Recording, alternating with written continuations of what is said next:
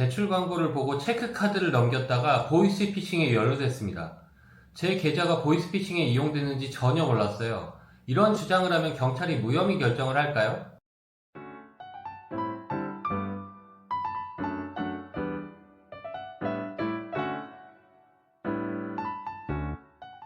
안녕하세요. 형사 전문 변호사 안성열입니다.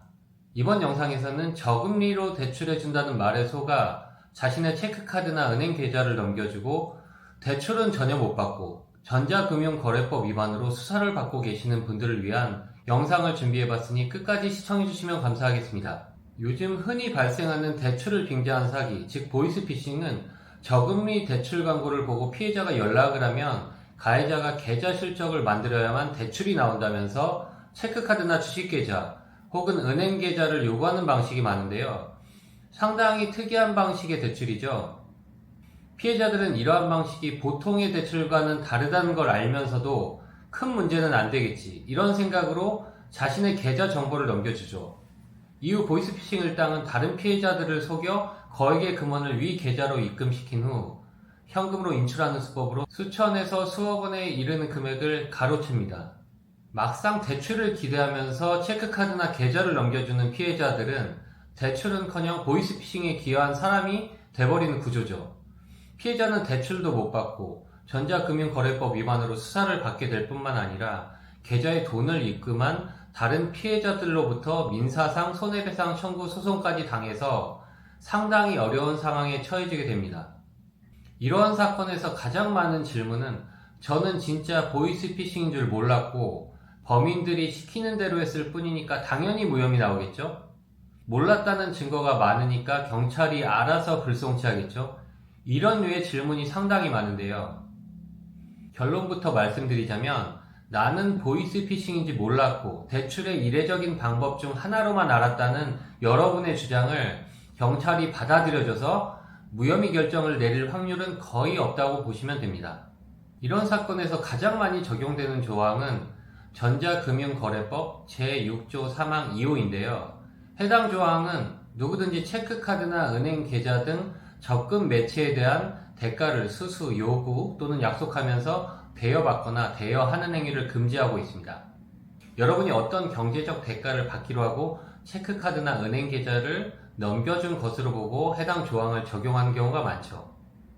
그런데 여러분이 전자금융거래법 위반으로 수사를 받을 때 나는 몰랐다, 이런 류의 변명이 통하지 않는 이유는 무엇일까요? 그 이유는 바로 전자금융거래법 위반의 고의를 부인하기가 어렵기 때문입니다. 물론 여러분이 진짜 보이스피싱인 줄 모르고 체크카드나 계좌를 넘겼을 수도 있어요. 하지만 그런 주장만으로 미필적 고의까지 부인하기는 어렵습니다. 미필적 고의라는 것이 불법일 수는 있지만 나는 대출만 받아도 상관없다, 이런 생각만 있으면 성립이 될 수 있거든요. 보통의 사람들은 이례적인 대출 방법을 권유받으면 거의 대출을 포기하는 경우가 많아요. 그럼에도 불구하고 정말 특이한 방식, 주식계좌를 이용해 자금을 이동하고 현금으로 뽑는 방식이나 체크카드를 넘겨 금융거래에 이용되는 것에 동의한 사실이 있다면 그 자체만으로 미필적 고의를 부인하기는 어렵다는 겁니다. 지금까지는 제가 너무 부정적인 말씀만 드린 것 같은데요. 그렇다면 무혐의가 불가능하다는 말씀이신가요? 이런 질문을 하실 수가 있어요. 결론부터 말씀드리자면 무혐의가 가능하긴 하지만 상당히 어렵습니다. 이를 위해서는 정말 내가 완전히 보이스피싱 일당에게 속았고 그들에 의해 기계처럼 이용당했다는 수준의 입증이 필요합니다. 이러한 입증을 위해서는 보이스피싱 일당과 나는 통화 녹음이나 카카오톡, 문자 메시지, 이메일 등을 통해 미필적 고의도 없었음을 의견서를 통해 주장해야만 합니다. 특히 피해자가 금융에 대한 지식이 전무한 사회초년생이나 고령의 노인인 경우 고의가 없었음을 주장해 볼 만해요.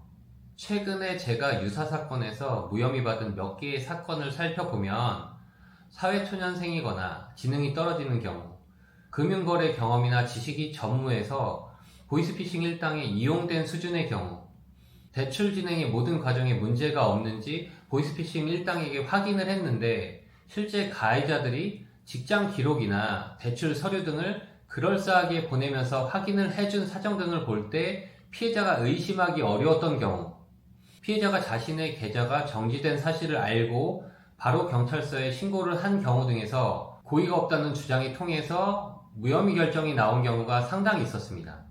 이번 영상이 도움이 되셨으면 좋겠습니다. 이례적인 방식의 대출에는 항상 범죄의 위험이 있다는 것을 주의하셨으면 좋겠습니다.